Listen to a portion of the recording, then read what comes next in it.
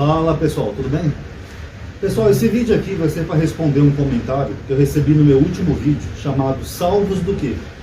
Onde uma pessoa perguntou assim: então se a pessoa não tem o inferno, nem nenhum castigo, a pessoa pode aprontar à vontade, ser um filho da mãe que não acontece nada.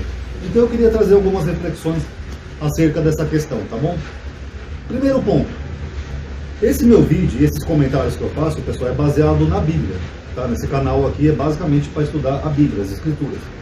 Então, se existe a possibilidade de haver algum castigo espiritual fora da Bíblia, aí vai da crença de cada um. Eu, particularmente, eu não gosto da ideia de uma gratuidade. Eu, Ronaldo, mas é uma opinião pessoal minha. Mas uma opinião pessoal minha não tem nada a ver com a Bíblia nem com os estudos. Mas eu acho que não seria legal também uma gratuidade, como, por exemplo, um Hitler que fez o que fez, aí depois se mata e pronto, não pagou por nada. Mas aí vai da crença individual de cada um, tá bom?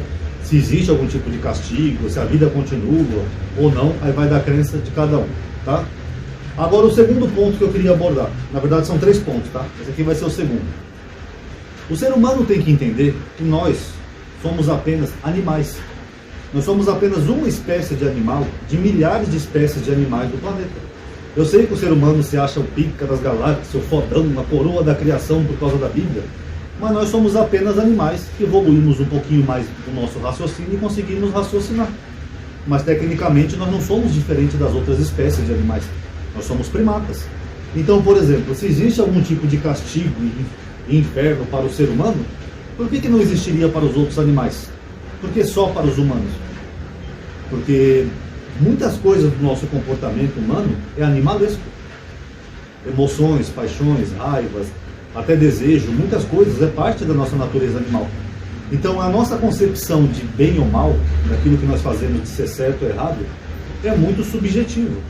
Porque, por exemplo, esses dias uma página ateia postou uma foto de um leão pegando uma macaca aqui pelo pescoço, né? Ele estava assim, pegando ela e ela estava com o filhotinho no braço. Aí o ateu ainda escreveu assim: a natureza não tem sentimentos. Porque é verdade, para nós uma imagem dessa é horrível, é chocante. Fala, poxa, tadinho do filhotinho dela, ele vai comer a mãe e a filha ou algo do tipo. Mas na natureza não tem nada demais. Então, qual é a nossa concepção de bem ou mal? Por que aquele leão não vai para o inferno? Vocês estão entendendo o que eu quero dizer? Que a nossa percepção de bem ou mal, ela é muito subjetiva. Porque nós, como espécie, nós desenvolvemos um cérebro maior, uma capacidade de raciocinar maior, então nós conseguimos ter empatia, sentimentos. Mas é tudo subjetivo.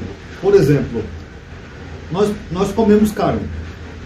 O ser humano, né, segundo os vegetarianos, ele não era nem para comer carne, porque os nossos dentes não são dentes de carnívoros, né? Era para a gente comer só vegetais.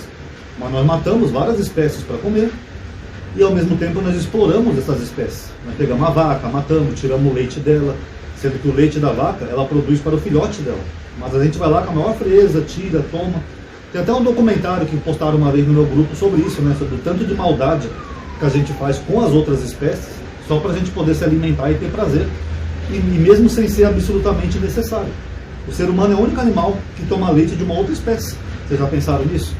Isso é bom ou isso é mal? É uma maldade fazer isso? Como é que fica então isso? Tem até um filme interessante chamado The Farm, que seria A Fazenda, onde eles fizeram tipo uma ironia acerca disso, onde 2 mulheres elas são sequestradas numa fazenda. As pessoas que sequestram elas usam máscara de animais e eles fazem com elas exatamente o que a gente faz com os animais. Tem uma lá que tá grávida, ela dá luz, eles pegam o filhotinho dela sem dó nem piedade, colocam uns negócios no peito dela para sugar o leite. É isso que nós fazemos com os animais. Então fica essa pergunta: o que é bom e o que é mal? Se a gente define como maldade só como, por exemplo, um Hitler da vida, será que os nossos comportamentos, até o simples hábito da gente se alimentar para sobreviver, já não seria um ato de maldade? Então, se as outras espécies não têm esse conflito ético-moral, não tem esse conflito espiritual, não tem essa crença, por que só no ser humano tem isso? Porque a natureza era extremamente selvagem. Até o Pirulo uma vez comentou que se a gente pudesse observar, por exemplo, um simples jardim com microscópio, a gente ia ver uma verdadeira guerra de insetos, bactérias, bichos lá, um comendo o outro, um atacando os filhotinhos do outro. Todas as espécies têm isso. E o ser humano é só mais uma espécie animalesca, que mata, rouba, faz violência, etc. e tal. Então fica essa grande pergunta: se a própria Bíblia fala que o mesmo espírito do ser humano é o mesmo espírito dos animais, eu já mostrei esse versículo aqui, por que só o ser humano seria condenado ao inferno? E por que nós definimos o que é bom ou mal, sendo que muitas coisas que nós fazemos até mesmo sem perceber, como até o simples ato de tomar um copo de leite, pode ser mal, dependendo da ótica que você enxerga. Tem uma carne que é especial, o meu ex-patrão falou para mim uma vez, eu acho que é vitela, se eu não estou enganado. É uma carne que é mais macia e ela é mais cara. Ele falou para mim que essa carne é feita assim: quando o bezerro nasce, eles deixam ele preso até ele crescer e virar adulto, ele fica sempre preso ali. Porque aí ele não desenvolve músculo, a carne dele fica mais macia, então eles vendem mais caro. Vocês não acham que isso é uma maldade que fazem? Olha, por exemplo, no Japão, onde eles pegam os tubarão, pegam o facão, corta aquelas nadadeiras dele e jogam o bichinho de novo na água. Então, pessoal, eu acho que se a gente for analisar de uma forma mais ampla, bondade e maldade, todo o planeta já está condenado ao inferno. Tanto que eu tenho uma teoria que eu escrevi no meu blog. Se eu tentar, eu vou colocar o artigo aqui para vocês verem. Eu escrevia bastante antes no meu blog, onde eu teorizava que o planeta Terra é o inferno. E se existe um inferno, como os cristãos pensam, é exatamente aqui. Como se a gente estivesse no inferno gigante sem perceber. E só poucos conseguem sair desse inferno num tipo de liberdade condicional. Um dia eu posso falar mais disso se vocês quiserem.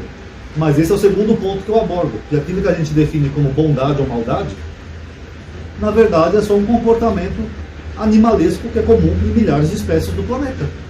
Várias espécies estão se matando, se triturando, se devorando, se matando, atacando umas às outras. Eu até mencionei uma vez aqui um vídeo antigo sobre a guerra dos suricates, né, que era um programa que tinha no History Channel. O suricate é aquele bichinho que parece um gatinho. É aquele bichinho do Timão e Pumba, acho que ele é o Timão, que toda hora ele fica assim, ó. Parece que ele está sempre na noia. E mesmo sendo suricate, eles estão sempre em guerra uns com os outros. Vocês sabiam disso?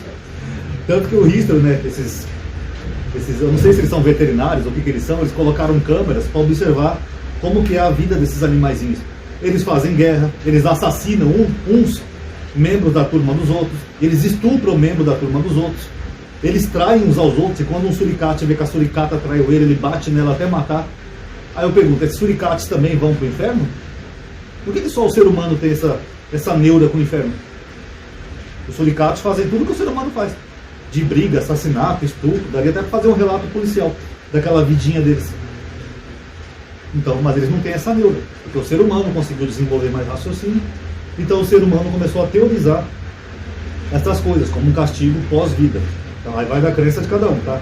Como eu falei, eu só me baseio na Bíblia, o resto aí vai da crença individual de cada um.